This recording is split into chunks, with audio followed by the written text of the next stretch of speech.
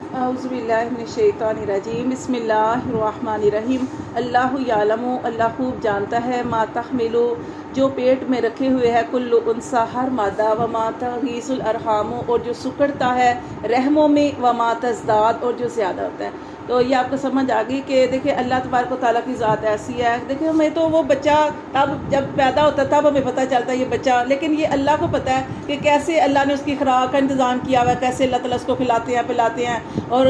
یعنی پوری سمجھے ماں کے پیٹ میں ایک فیکٹری ہوتی ہے کہ کیسے اللہ تبارک و تعالیٰ نے ہمیں تو ایک بچہ ایسے مل جاتا ہے، لیکن پھر بھی اللہ تعالیٰ فرماتے ہیں کہ ماں کے پیٹ میں بھی جب تک بچہ ہوتا ہے اللہ کو پتہ ہے کہ اس نے وہ کیسے ہوتا ہے۔ جیسے ابھی ہم نے پڑھا کہ یا تو وہ کبھی ایک بچہ پیدا ہوتا ہے اور اللہ چاہے تو ایک سے زیادہ عطا فرما دے، اور کبھی یہ ہوتا ہے کہ دنیا میں آنے سے پہلے ہی وہ بچہ یعنی اس کی گروتھ ہی نہیں ہوتی اور وہ ختم ہو جاتا ہے، اور اللہ کو پتہ ہے کہ اس نے پیدا ہونا ہے یا نہیں پیدا ہونا۔ اور جب کسی وقت یہ ہوتا ہے کہ اللہ تبارک و تعالیٰ جب بڑھتا ہے یعنی وہ پوری اپنی عمر کو پہنچتا ہے پھر اس دنیا میں آتا ہے، تو یہ اللہ تعالیٰ فرماتے ہیں کہ ان ساری چیزوں کا علم اللہ کے پاس ہے۔ وَكُلُّ شَيْءٍ عِندَهُ بِمِقْدَارٍ اور اللہ کے پاس ہر چیز ایک اندازے سے ہے۔ اللہ تعالیٰ کے ہاں ہر چیز ایک اندازے سے اللہ تعالیٰ نے جو ہے وہ رکھی ہے۔ دیکھیں نا مثال کے طور پر یہ دیکھیں، یہ اگر رات ہی رات رہے تو ہم تھک جائیں، اگر دن ہی دن رہے تو ہم کام کر کے تھک جائیں اور ہمیں سونے کا ٹائم نہ ملے۔ اللہ تعالیٰ نے ہر چیز کا ایک نظام بنایا ہے۔ اسی طرح اللہ تعالیٰ ہر وقت بارشیں رکھے تو کیا ہوگا، اسی طرح اگر ہر وقت جو ہے جیسے دھوپ، آپ دیکھیں ماشاءاللہ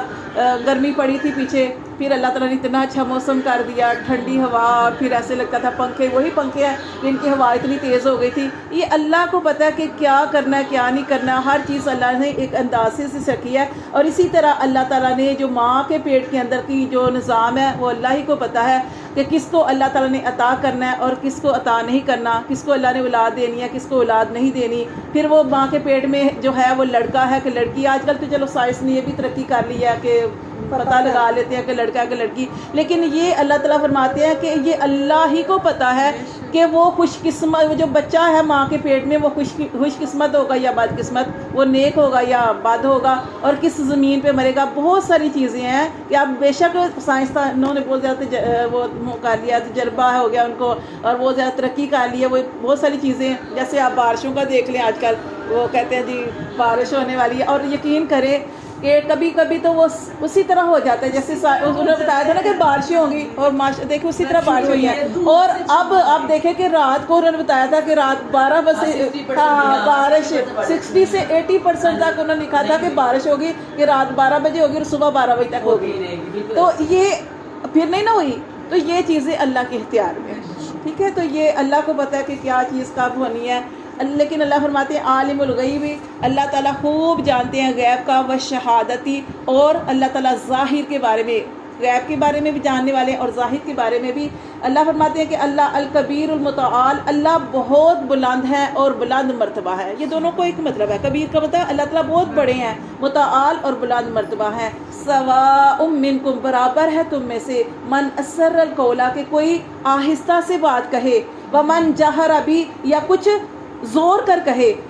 اللہ کے لیے اللہ کو سب پتہ ہے کہ تم آج تک کوئی پوشیدہ بات کر رہے ہو یا تم پکار کر کہہ رہے ہو، اللہ کے لیے سب چیزیں برابر ہیں۔ ومن ہوا مستخفم، اور جو چھپ رہا ہے باللیل، راتوں کو، کہ جو رات میں کوئی گناہ کر کے چھپ رہا ہے وہ بھی اللہ کو پتہ ہے کہاں پہ ہے، وہ بھی اللہ کو پتہ ہے۔ وسارب بالنہار، اور جو دل کو گلیوں میں چل رہا ہے اس کو بھی اللہ تعالیٰ جانتے ہیں، ٹھیک ہے، اللہ سب کے بارے میں جانتے ہیں۔ دیکھیں اللہ تعالیٰ نے فرمایا لہو معقبات، اور اس کے لیے پہرے دار ہیں، من بین یدیہ، اس کی آگے بھی، ومن خلفہ، اور اس کے پیچھے بھی۔ ہم جیسے انسان ہیں، اللہ نے ہمیں پیدا کیا، اللہ تعالیٰ نے ہمارے ساتھ ایک فرشتے رکھے کرامن کاتبین، وہ ہماری نیکیاں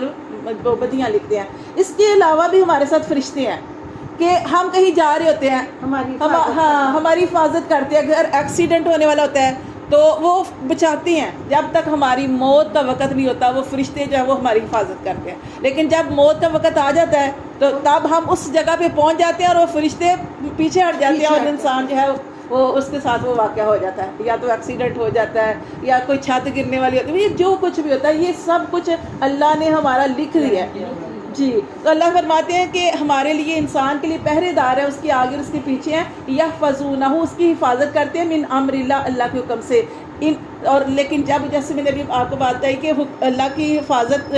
جو ہے نا اللہ تعالیٰ نے ذمہ لگائی ہے فرشتوں کے کہ وہ حفاظت کرتی ہے، لیکن جب موت کا وقت آتا ہے تو پھر فرشتے جو پیچھے ہٹ جاتے ہیں اور تب انسان کے اوپر یا تو تکلیف آ جاتی ہے یا پھر اس کی موت واقع ہو جاتی ہے۔ اللہ فرماتے ہیں ان اللہ بے شک اللہ لا یغیر، اللہ نہیں بدلتا ما بقوم کسی قوم کی حالت حتی یغیروا یہاں تک کہ وہ خود بدلے ما بانفسہم جو ان کے دلوں میں ہے، یعنی کہ اللہ تعالیٰ کسی کی حالت کو نہیں بدلتے جب تک انسان خود اپنی حالت میں بدلے۔ اب آپ چاہتے ہیں کہ مجھے ہدایت ملے، اب آپ گھر میں بیٹھے رہو، آپ کوئی کوشش ہی نہ کرو، جیسے انسان ہمارے شوہر ہے وہ کہتے ہیں اللہ نے رزق لکھ دیا راضی کل ہے، تو پھر ہم گھر سے کیوں باہر نکلیں؟ اللہ کا کام ہے رزق بچانا، وہ گھر بچائے، تو وہ کیا کہ کوشش تو کرنی پڑتی ہے نا۔ اللہ نے عورتوں کی ذمہ لگایا کہ گھر کی ڈیوٹی سنبھالے، مردوں کا معاش کا جو ذمہ داری ان کو دی ہے، اب کچھ کرے نا اور کہے کہ اللہ ہمیں دے دے، اسی طرح ہم کچھ کریں نا اور ہم اللہ سے یہ اللہ ہمیں ہدایت دیتے ہیں، ایسے تو نہیں ہوتا کچھ۔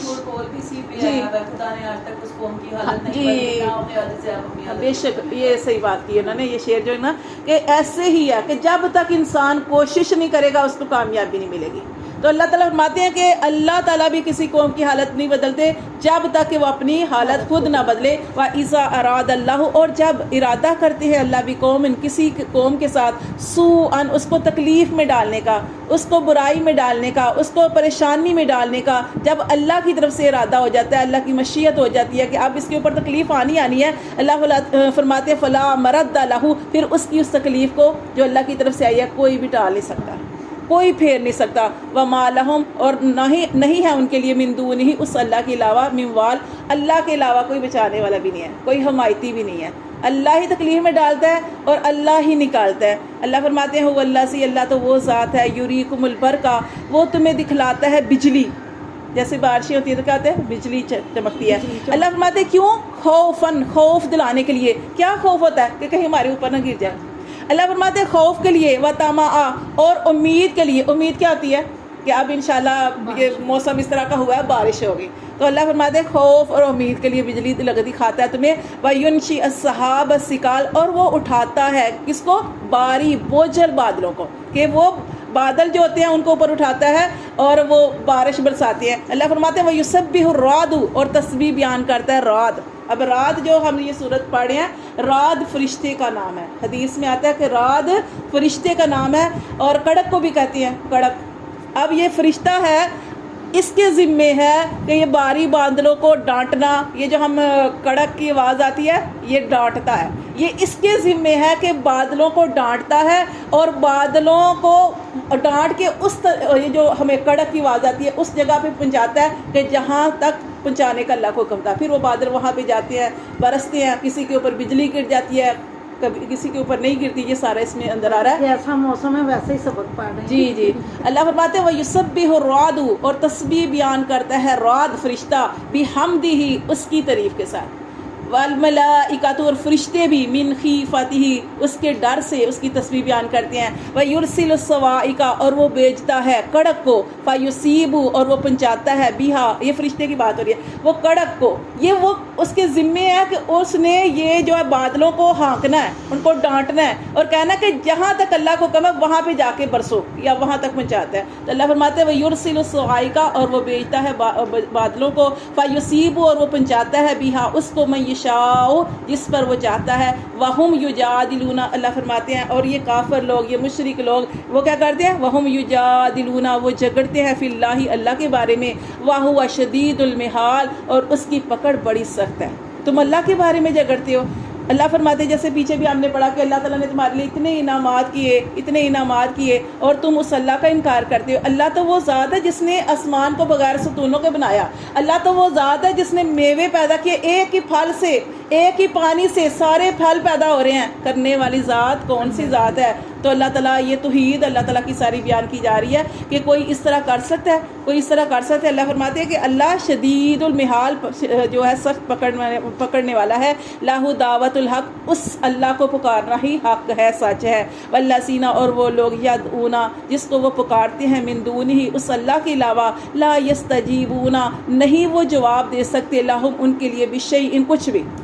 جس کو اللہ کے علاوہ پکار، اللہ تو سن رہا ہے نا، اللہ تعالیٰ کو کیا نا آیت الکرسی میں کہ اللہ کو اونگ بھی نہیں آتی،